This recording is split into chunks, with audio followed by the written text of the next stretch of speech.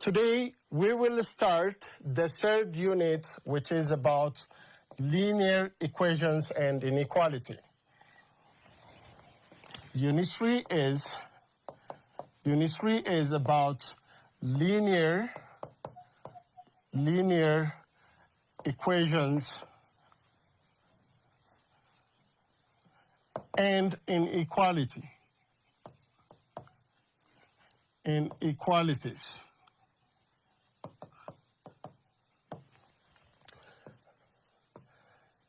So the previous unit was about squares, square roots, cubes, and cube roots.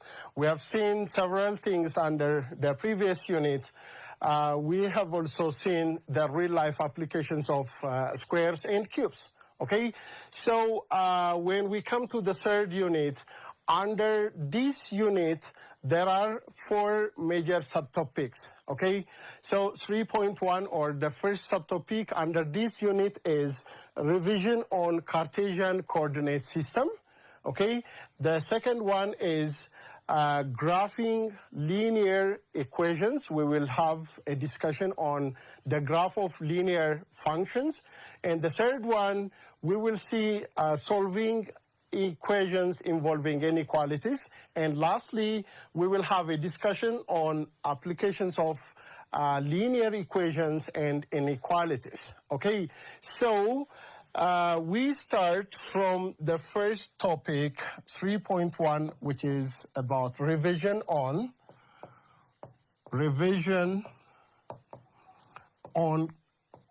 Cartesian coordinate system. Cartesian coordinate system. Okay, this is our point of discussion for today. What is a Cartesian coordinate plane? That is the first thing that you need to ask regarding this Cartesian coordinate system. Here, a Cartesian coordinate plane is a plane formed by 2 intersecting real lines, okay? There are 2 real lines. One is constructed vertically, and the other one is constructed horizontally, okay? So these are real lines intersecting perpendicularly at some point, and that point of intersection is the origin, okay? Always, whenever you see the intersection of 2 intersecting real lines, that intersection point is the origin. And the horizontal real line is assumed to be the x-axis. We usually call the x-axis, okay? The horizontal real line is the x-axis, and the vertical real line is the y-axis, okay? Always, whenever you see the horizontal axis, keep in your mind that that axis is the x-axis and the vertical one is the y-axis. All right. So the other thing that we need to know is in the horizontal axis, the arrow on the right side indicates the direction of positive numbers, and the arrow on the left side indicates the negative numbers, okay? Always the negative numbers on the x-axis are found on the right side of y-axis or on the left side of the origin, okay? When you come to the vertical axis or the y-axis, always the positive values on the y-axis are found above the x-axis, okay? So here, these numbers, okay, any points on this part are positive, and the value of y becomes negative below the x-axis, okay? In this direction, the value of y is negative. So this is the convention in the Cartesian coordinate system, okay? You shouldn't mix this thing, okay? You can take this as x-axis, and you can take this as y-axis. Always the horizontal real line is the x-axis. So any point on a Cartesian coordinate system can be expressed in the form of ordered pairs, okay? We use ordered pair as a pair of number where the first entry refers to the value of x, and the second entry refers to the value of y. For example, you may be asked to determine the position of 2, 3. This is a single point. Okay, I will repeat it. Any point on the Cartesian coordinate system, usually given in the form of ordered pairs. These ordered pairs are a pair of numbers where the first entry refers to the value of x and the second entry is the value of y. What does it mean, 2, 3 in the Cartesian coordinate system? Here, 2 units on the positive x-axis, you need to move 2 units, say 1, 2, okay? If this is roughly 2, say 3, 4, 5, 6, and so on, you can cut the horizontal axis into equal interval to put the location of, or to determine the location of the points. 2 means 2 units from the origin, okay? Always we measure the distance from the origin. So you move 2 units horizontally and 3 units up vertically. Why this is on the right side? Because 2 is positive, so we find positive values on x here, and 3 units in the upward direction, 1, 2, 3, 4, 5, and so on. So move 2 units here and 3 units up. So this is roughly the location of the point 2, 3. Okay. Here, I want to tell you some of the misconceptions that you need to avoid. 2, 3 and 2, 3 and 3, 2 are different. Look, 3, 2 refers to the position of a point 3 units horizontally. You need to move 3 units to the right direction and 2 units upward, okay? It's probably somewhere around here, okay? You need to put that point on the straight of 3 on the x-axis and 2 units on the y-axis. So 2, 3 and 3, 2 are completely different, okay? You should be very careful in taking the ordered pairs. Sometimes you may have numbers like -4, 1.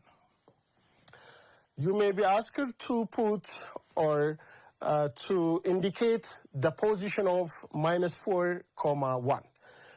Okay, whenever these kind of things are asked, you need to see -4, which is exactly the value of x. So you have to move 4 units to the left and 1 unit upward, okay? Why upward? Because the positive values of y are found in the upward direction. So you need to count 1, 2, 3, 4, okay? 4 units to the left and 1 unit in the upward direction. So this point is a point that represents the ordered pair -4, 1, okay? You can also take some intervals to indicate the negative values of y. So whenever you are asked to indicate -3, -5, okay, if you are asked to represent this ordered pair in the Cartesian coordinate plane, this is how you do it. Move 3 units to the left on the x-axis and 5 units down on the y-axis, okay? You need to move down to indicate the negative values of y. So, -3, -5 is somewhere 1, 2, 3 on the left and move down. So, probably it's around here. Okay, this point is located 3 units to the left and 5 units down along the y-axis.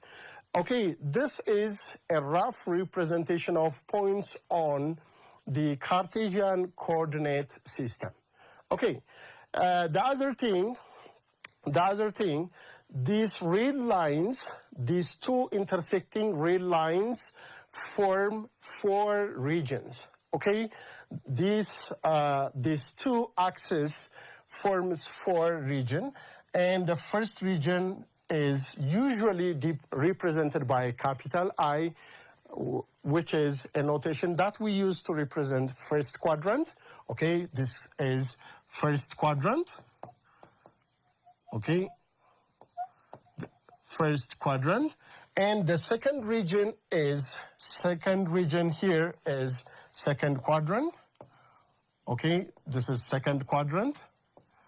You cannot roughly take 1, 2, 3, 4. Okay, this is the convention in naming the quadrants. First quadrant, second quadrant, third quadrant, and fourth quadrant. We have only 4 coordinates. Okay, so the third quadrant is here. Okay, the third quadrant is here. This region is a third quadrant, right? And this region is the fourth quadrant. This region is a fourth quadrant. So it's very important to know the quadrant, and in determining the position of any point in the Cartesian coordinate system, it's very important to consider the sign. Okay, how do we identify signs in these 4 quadrants, right? So any point in the first quadrant is a combination of positive and positive values. Okay, both, let me write it here. In the first quadrant, both x and y are positive, right? Because you can roughly take 6, 3, okay, which is in the first quadrant. Any point in this quadrant is a combination of 2 positive entries, right? So in the first quadrant, any point will have sign plus plus, meaning that all ordered pairs in the first quadrant will take positive values. When you come to the second quadrant, you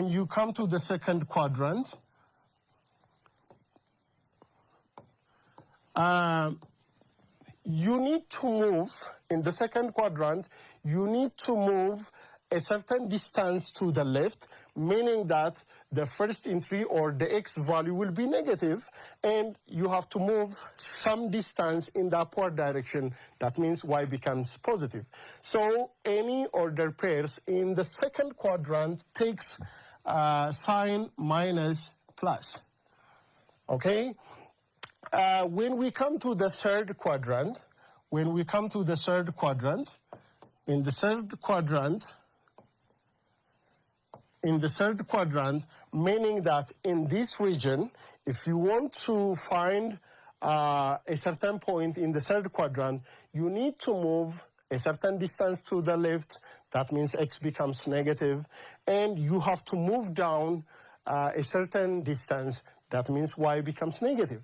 So any point in the third quadrant will have this kind of sign. Both x and y are negative. In the fourth quadrant, we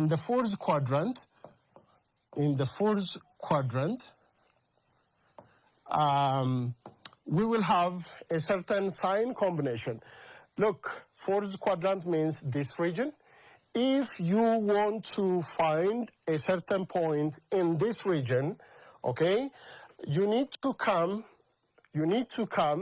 a certain distance to the right side of y-axis and move downward on the downward direction, right? That means you need to take positive x values, and moving down means the value of y becomes negative. So in the fourth quadrant, x becomes positive and y becomes negative. So knowing the sign of any point on the Cartesian coordinate system is very, very important, because different functions can be sketched on the Cartesian coordinate system by understanding the sign. okay? Without knowing the points and their signs in each quadrant, you cannot sketch and analyze the graph of any function. So this is very important. Sometimes we may represent this quadrant by putting a certain inequalities.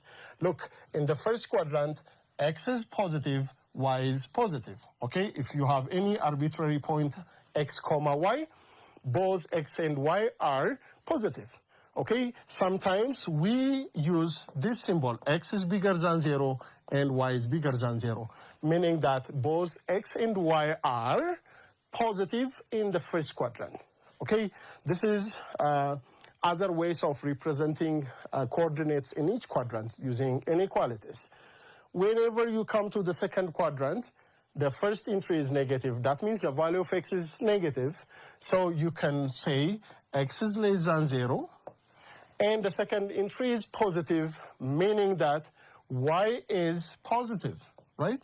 So this is also a condition to represent any point in the second quadrant. When you come to the third quadrant, any point in the third quadrant will take order pairs having negative entries. So both x and y are negative. X less than 0, y less than 0. Any number less than 0 is negative. So you can roughly represent negative number by using inequalities in a way, something less than 0. So lastly, the fourth quadrant is a quadrant having collection of order pairs where the first entry is positive and the second entry is negative. So how do you represent this quadrant using inequalities? Well, x is positive, so you need to write x is greater than 0, and y is negative, so you need to write y is less than 0. So this is a condition that we use to represent a point in the Cartesian coordinate system. So now let's see some examples on locating a point on the Cartesian coordinate system. The first example that we have here is determine the quadrant of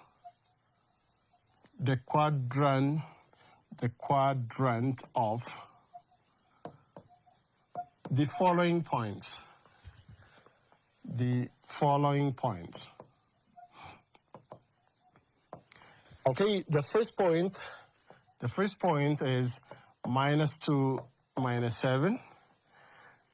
The second one is 2 -4. The third one is 1, 9. The fourth one is -3, 10. Take 6, 0 and 0, 6. Okay.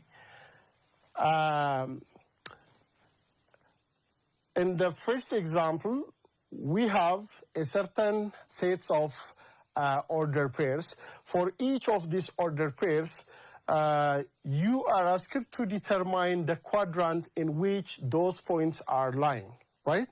So whenever we see the first order pair, both the first entry, meaning that the x value, and the second entry, meaning the y value, are negative.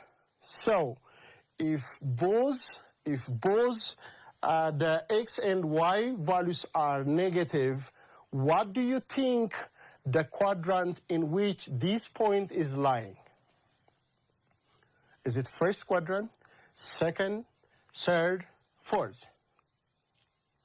So this point is a point which is found in the third quadrant. Okay, it's found in the third quadrant. Why?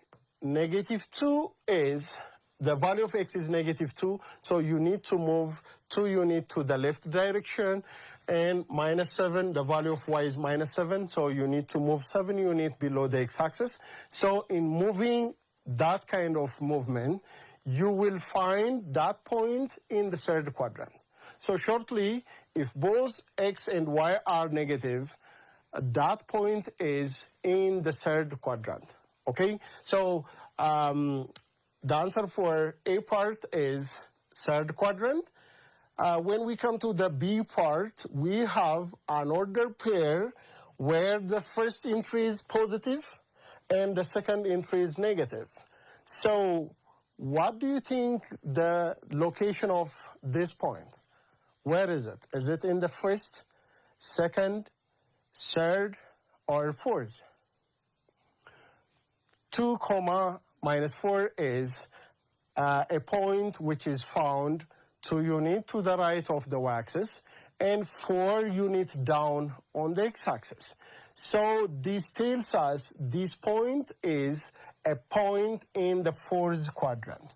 Okay, this point is found in the fourth quadrant. Okay, we have seen some general approach. In the third quadrant, both are negative. In the fourth quadrant, the first entry is positive and the second entry is negative. Okay, this is the characteristics of the sign of the points in each quadrant. When we come to the third point, 1,9 is a point somewhere. Here, consider the entries. Look at the entries. The first entry is positive, the second entry is positive, meaning that you need to move 1 unit to the right of y-axis and 9 units in the upward direction from the x-axis. So definitely this point is a point which is found in the first quadrant. Okay, so don't forget the characteristics of a point in the first quadrant. Every point in the first quadrant is a point having first entry positive, second entry positive. The fourth order pair, here, -3, 10, the x value is negative and the y value is positive. So you need to move 3 units to the left of y-axis and 10 units above the x-axis. So this point is a point in the second quadrant. Okay, so the answer for D part is a point in the second quadrant. So any point in the second quadrant have this kind of sign. The first entry is minus, the second entry is plus. Well, the next one is 6, 0. Okay, 6, 0 is a point which is found 6 units to the right of y-axis, right? Which is 6 units to the right of y-axis and 0 unit above the x-axis, meaning that you cannot move out of the x-axis. Okay, vertically there is no movement. So this point stays on the x-axis. So any point which is on the x-axis or on the y-axis is not quadrantal, right?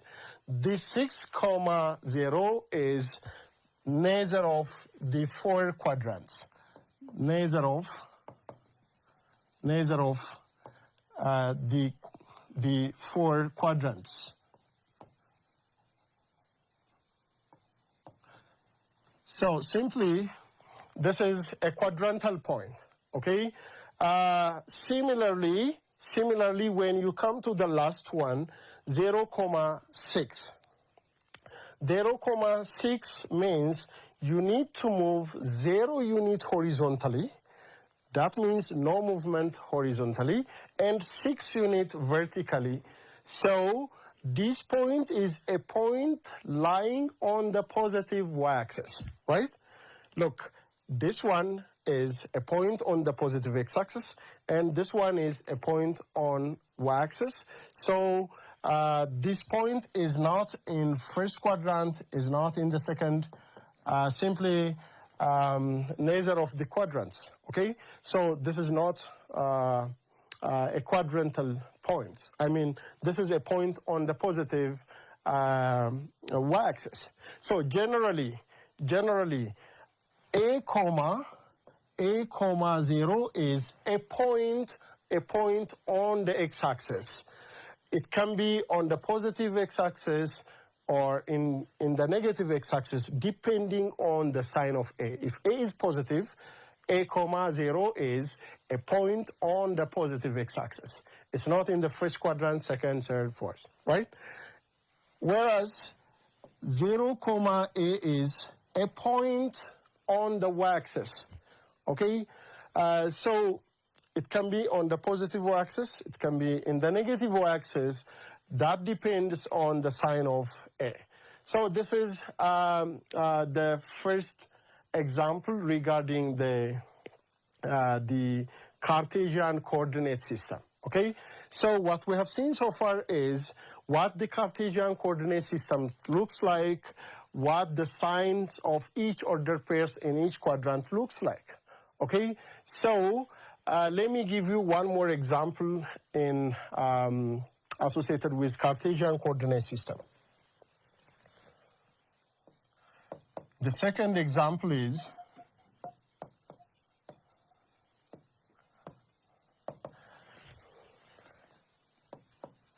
determine the quadrant of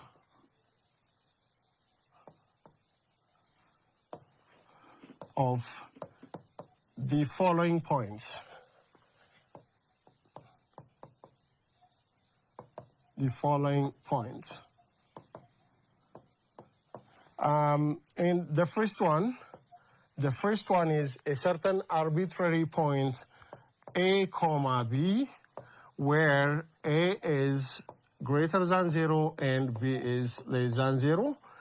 And the second one is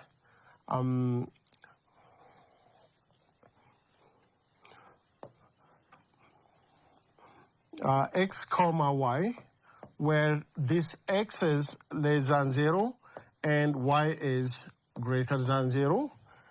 The C part, take a certain point, M comma N, where M is less than 0 and N is less than 0. And the last one, a certain T comma S, where T is positive or greater than 0 and S is greater than 0. Okay. The second example is almost the same as the first example. Their difference is the way of asking the same concept, right? In the first example, we have seen a certain particular order pairs, okay?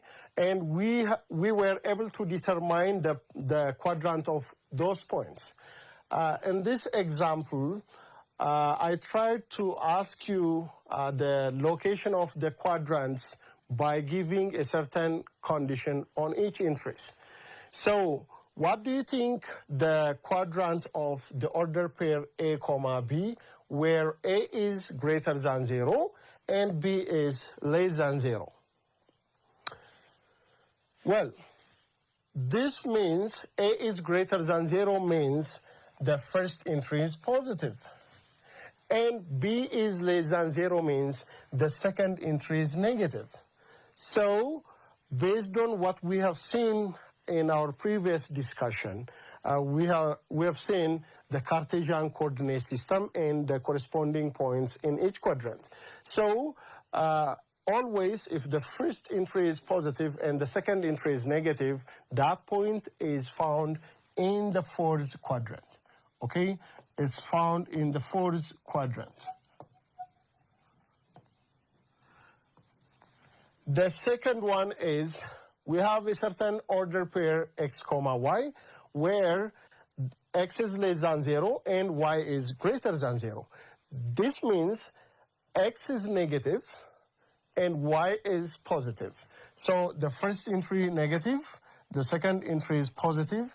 So this point is a point on the second quadrant. Okay, this is a second quadrant point. When we come to the C part, we have a certain order pair m comma n. Look, all these entries are numbers. Okay, you can think of those numbers as rational, whatever you like. But we are focusing on their side. So m comma n is a point in some quadrant. We determine that quadrant by observing this thing. M is less than 0 means m is negative, n is less than 0 means n is negative. That means both first entries and second entries are negative. So these kind of numbers are found in the third quadrant. So the position of this point is in the third quadrant. Okay. And lastly, we have a certain order pair T comma S, where T is greater than 0 and S is greater than 0. That means both the first entry and the second entry are positive. So this order pair is found in the first quadrant. Okay, this is found in the first quadrant. So you need to be able to understand the position of the point where it is found in the XY coordinate system or in the Cartesian coordinate system. Without having this knowledge, we cannot properly sketch the graph of any function. Okay, this is a very important issue regarding the graphing. Okay, so having this, we will try to see the next topic, which is about the graph of a linear function. Okay, so 3.2 is graph of a linear function.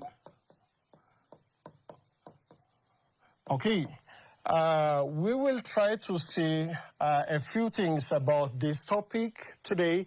Then we will have more discussion regarding this topic. What is a linear function? In your previous grade level, in grade 7, you have learned how to solve a linear equation. Okay, just to remind you what a linear equation looks like, x plus b is equals to c is, this is a linear equation, okay? And you have learned how this kind of equations can be solved, okay? Here, you need to take a is something different from 0, okay? This a should be different from 0, otherwise this equation is not linear. Here, a, b, c are rational numbers. Good. So when we come to the graphs of a linear function is usually represented by y is equals to mx plus b, where this m is a number different from 0, and b is any number, okay? B can take any values. This equation or this function is called linear. So under this topic, we will see how this graph can be sketched in the Cartesian coordinate system, okay? So we need to know how this m is calculated, b is calculated, right? So if we have 2 points, if we have 2 points, x1, comma y1 and x2, comma y2. If we have these two arbitrary points, we can completely determine the graph of the function, right? So the first thing in graphing linear function is you need to calculate the slope, or you need to sketch the Cartesian coordinate system and connect those 2 points, right? Through any 2 points, you can construct a single straight line. So let's say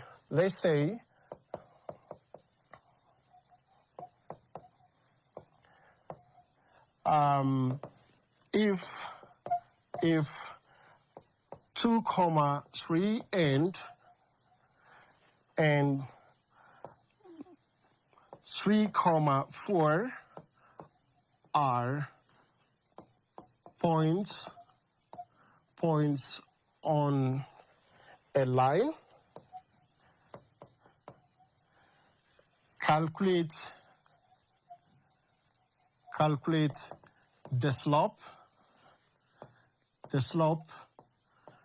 and sketch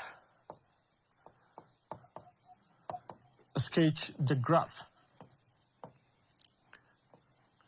Okay, here we have 2 points. Based on those 2 points, we can sketch exactly one straight line passing through those 2 points. Okay, associated with the graph of a linear function, we usually calculate the slope and y-intercept, right? So this M is a notation that we use for slope, and B is the y-intercept. So I will try to explain all these things using examples. So we have here in this example, we have 2 points, 2, 3 and 3, 4. These points are lying on a certain line. So based on these 2 points, you are asked to calculate the slope and sketch the graph. So the slope of a line is defined as change in y over change in x. That means you need to take here, say x1, this is y1, this is x2, this is y2. So change in y means y2 minus y1, and change in x means x2 minus x1. Okay?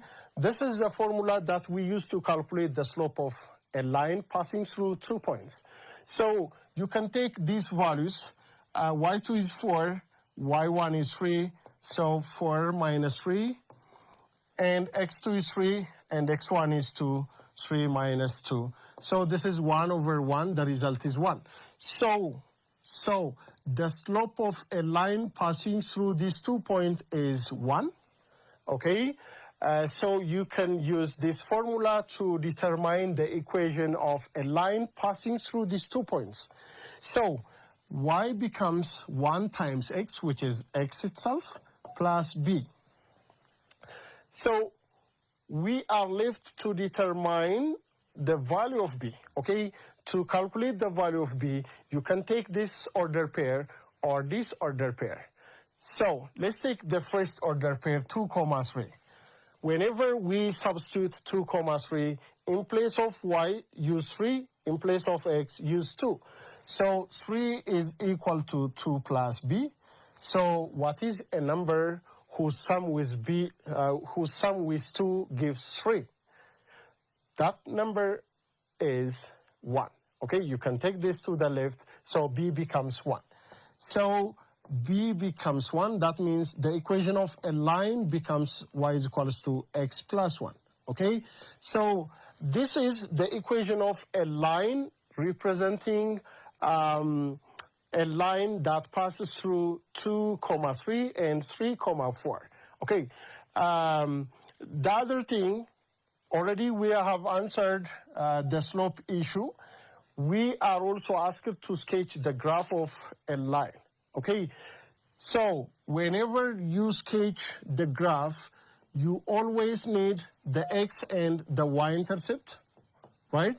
So the x and the y-intercept is required to sketch the graph of a linear function. So our function is y is equals to x plus 1. As I said before, whenever we calculate the x-intercept or a point which is on the x-axis, you need to make y is equals to 0, okay? Whenever you calculate the x-intercept, make y is equals to 0, because at any point on the x-axis, y becomes 0. So 0 is equals to x plus 1, okay? 0 is equals to x plus 1. That means x becomes minus 1, okay? So we have the x-intercept. Next, we need to calculate the y-intercept. The y-intercept means the point where the graph crosses the y-axis. So when the graph crosses the y-axis, at every point on the y-axis, the x value is 0. So make x is equals to 0 to calculate the y-intercept. To calculate the y-intercept, put x is equals to 0, then obtain y values. So y is equals to 0 plus 1, which is y is equals to 1. Okay, so we have the x-intercept, we have the y-intercept, so we can connect those 2 points to sketch the graph. So x is negative, which is 1 unit on the left. Okay, you need to move 1 unit on the left of the y-axis, and the value of y is positive 1, which is 1 unit above the x-axis. So if this is positive 1, if this is negative 1, you can connect these 2 points to sketch the graph representing the given line. So connect these 2 points, the line y is equals to x plus 1 is roughly like this. Okay, students, we can also use tables to understand how the graph behaves at different points. But we can shortly sketch the required graph by completely determining the graph representing, the equation representing the graph, and calculating the x and y intercept. Okay, this is how we do graphing. Okay, so this is all for today. So far, we have seen the concept of Cartesian coordinate system. We have seen how a point or an ordered pair on the Cartesian coordinate system is located. And we have also roughly seen a few things on graphing and calculating the slope. Okay? In our next period, we will have more discussion on the graphs of a linear function. So this is enough for today. I will give you a certain homework regarding what we have seen so far. Okay, here is your homework.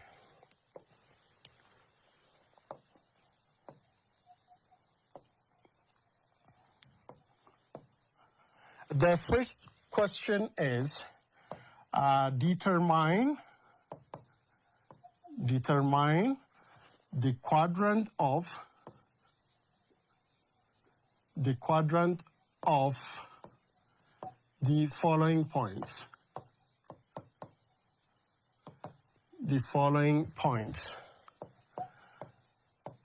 So the points are minus 5, minus 4, 2, 7, minus 6, 9, and the last one is 3 minus 1.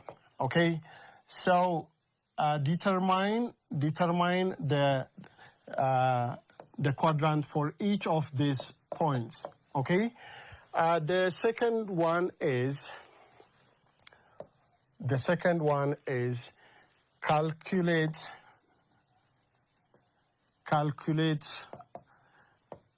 the slope of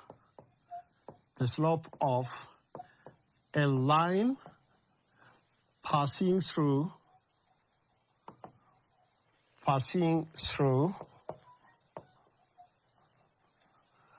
the points minus 1, minus 3, and 0, 0, 4. Okay, so these are your homework. If you really understood what we have seen so far, you can easily answer these questions. So this is all for today. Thank you for listening.